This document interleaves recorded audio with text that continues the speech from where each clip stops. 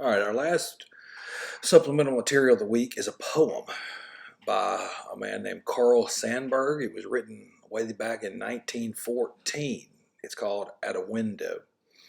And basically, it's a very short poem. And in this poem, a desperate person speaks, begs God to deliver someone to him to love. Uh, this supplemental material is used in coordination with uh, Great Gatsby Chapter 5.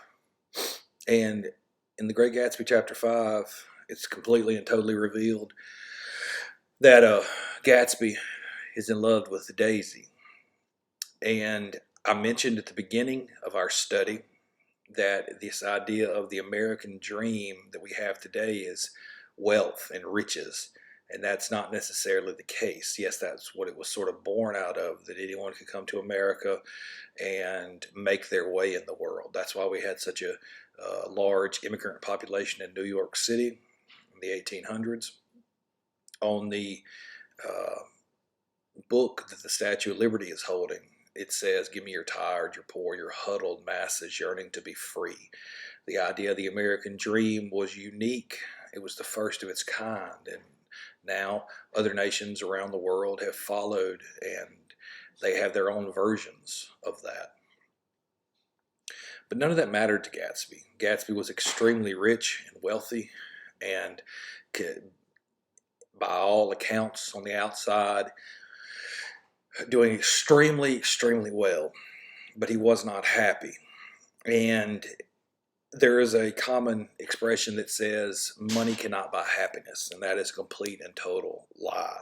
Money can buy happiness. If you don't have enough money to feed yourself or your family and you get money and a raise or whatever, that causes happiness. What money cannot do is it cannot prevent sadness. Money cannot prevent sadness. So just because you may be well off, you can still be sad. And that's what Gatsby's part was.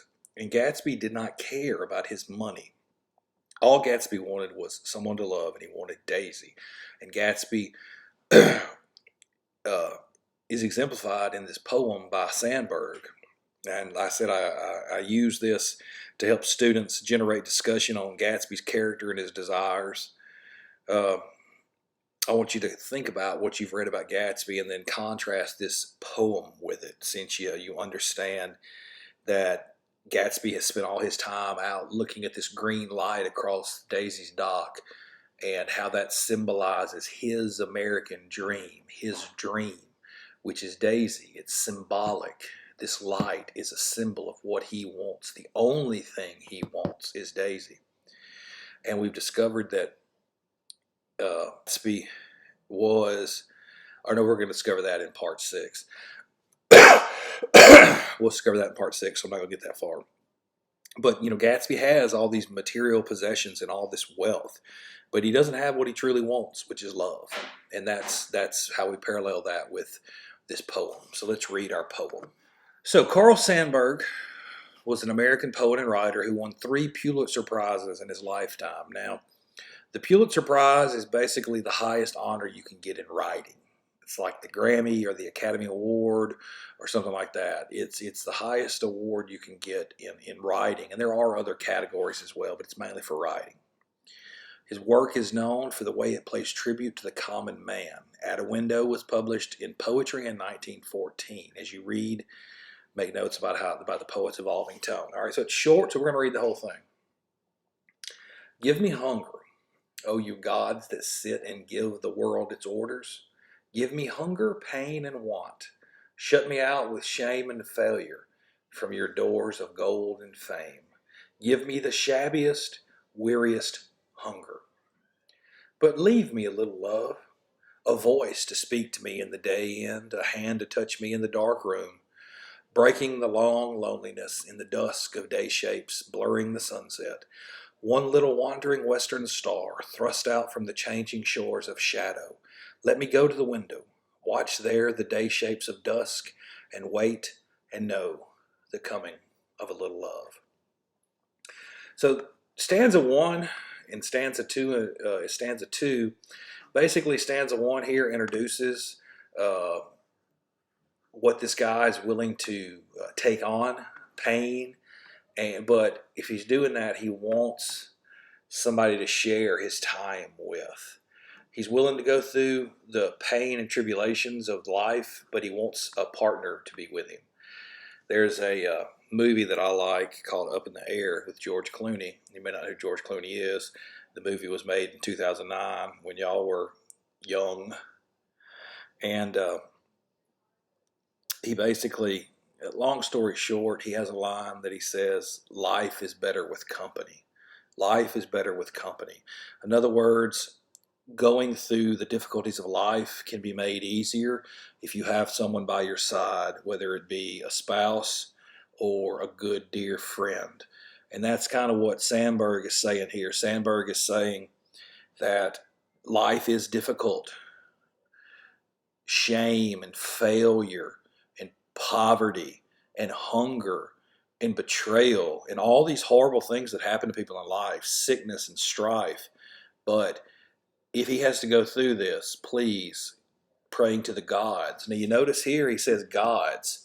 He doesn't say God with a capital G. He doesn't say the Christian God. He's just talking about gods in general. This idea of a higher power is what he's talking about. And he's praying. This is like a prayer. This is exactly what it is. It's poetry, but it's a prayer to whatever he thinks is above him and having control over his life. And he's like, please just give me somebody to share this life with. All right, let's go to our questions. Number one, which of the following best states a central theme of this poem? The answer is D. Loneliness is the worst kind of suffering. That's what it is right there. This is exactly the same thing Gatsby's going with. Let's parallel the poem with what we've learned from Jay Gatsby. He has all this money. He has all this wealth. He has all these things. He has all these wants. I've talked about needs and wants during this series. He has all these wants. Car, money, fancy clothes, the ability to throw lavish parties. People want to be around him. But he doesn't have what he needs. And what he needs is the love of Daisy. So part A, with part B, you got to find something that backs up your answer to part A. So the answer, which phrase from the poem best supports the answer to part A? All right, the answer to this one is B. Give me your shabbiest, weariest hunger, but leave me a little love. In other words, I can take all of this rough stuff, but give me somebody to share my life with. This, to Sandburg and to Gatsby, is the worst thing in life, not having somebody to share your life with. Number three, this is a vocabulary question. What does the word want most closely mean as it is used in line 4? The answer is C, poverty. Let's go up here to line 4. Give me hunger, pain, and want. In other words, if you want something because you're poor, that's a synonym. This is how they ask vocabulary questions on the ACT and on your EOC and LEAP test. This right here means poverty. Part A, well, you got to answer it with part B. Which phrase from stanza 1 provides the best clue? The answer to this one is A. Give me hunger, give me pain.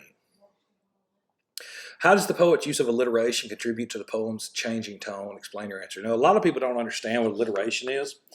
Alliteration is using the same letter in different words to evoke a specific tone or mood. All right? So using several words in a sentence that would start with the same letter. Okay? In the first stanza, let's look up here examples of alliteration. Shut me out with shame. Shut me out with shame. I don't see if there's any more. Gods and give. This creates this whole stanza right here, and with the alliteration that goes into it, creates a tone of frustration and desperation from the author. Frustration and desperation.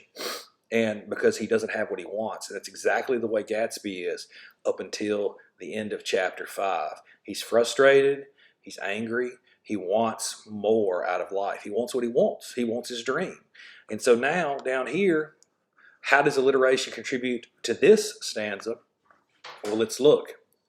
Long loneliness, dusk day shapes, wandering western, shores of shadows. There's a whole lot of alliteration in this second stanza. And it parallels because it goes from just desperate to longing and wistfulness and thinking about how good life can be just if I have this person. And that's how Gatsby is. Gatsby gets to the end and he has what he wants, at least he thinks he has what he wants. And now he's gone from this desperation to this fulfillment. And even in the book, it's Nick is talking about the green light, and he says that Gatsby's number of enchanted objects has diminished by 1. Gatsby's number of enchanted objects has diminished by 1. In other words, he achieved what he wanted. At least he thinks he does. We have twists later. Gatsby gets what he wants, and so now the green light that he had stared at and longed for and symbolized what he wanted is no more. It's just a light because he got what he wanted. And that's what the author here in this poem is saying. It's I want this. I want this. All right. Let's go down to the your opinion questions. Carl Sandburg often drew inspiration from perils of the Industrial Revolution in his work. Many argued that industrialization of the process of turning an agricultural society, agricultural means largely farming, okay? People living and growing their own food, taking care of themselves, into one dependent on the manufacturing of goods and services by machines, was responsible for the loss of rural values and the employment of individuals for manual labor. Can this work by Carl Sandburg be read as a comment on industrialization? In other words, the world completely changed. The world completely changed with factories and Henry Ford, and when people started moving to cities. When we moved away from this thought of the little house on the prairie and how people took care of themselves and grew their own food. And with this change, there was this idea of we've lost a sense of ourselves, of right and wrong, of yes, sir, and no, sir, and yes, ma'am, and no, ma'am. And do you agree with that? You know, you'd have to study more into your American History unit, the Industrial Revolution with Mr. Kamak, or whoever your American history teacher may be. But that's a kind of common thing that is a belief that is held by all generations. All generations get wistful for the time when they were younger. If you've ever seen Andy Griffith, the Andy Griffith Show, a lot of older people, maybe you're probably y'all's grandparents, but it was my parents, were like, well, this is the way it used to be, and things aren't like this anymore. And that's the way it always is. When y'all are older, you'll look and see what your kids are talking about, and you're going to be like, well, it wasn't like this, quote unquote, back in my day. So that's kind of where it is. And you'd have to get more in depth here on this question into your actual history lessons with your American history teacher, or your own volition, going and looking up on your own. Number 2 is a much more deep spiritual question. How are we changed by love? This is asking you your own experience or other art or literature in your answer. In other words, how does love change a person? Does it make you a better person? There's so many, love stories are as old as time.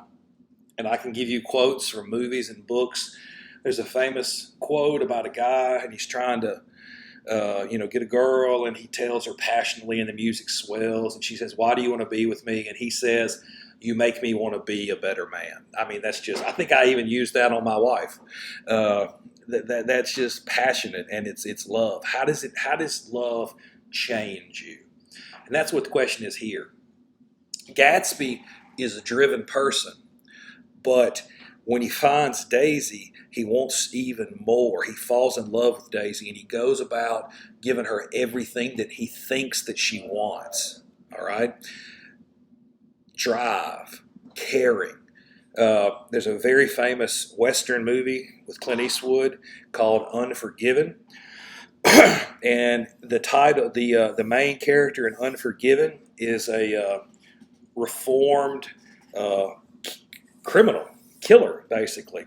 And he has to go and he has to do something when he's older and later in life, and it gets him kind of back into his old ways.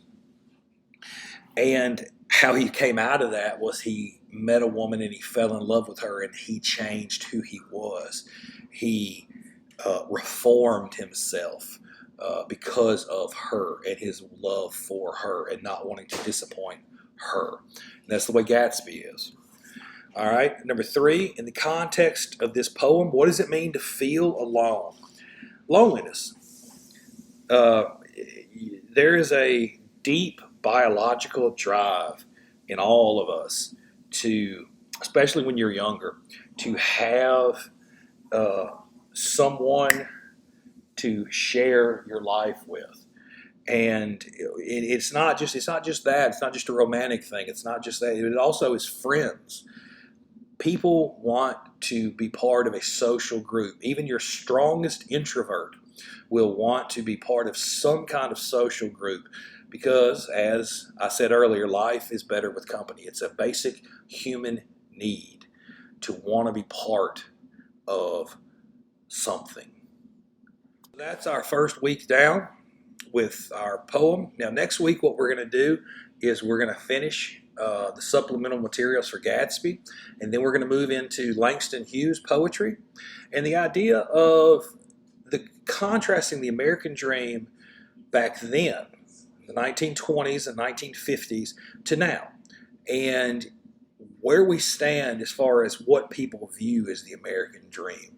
And we'll finish our American Dream unit next week, and then we'll move into our study of the Puritans, and we'll go over parts of the Scarlet Letter and parts of the Crucible. Thank you very much. Y'all have a good weekend. It's a great day to be a warrior.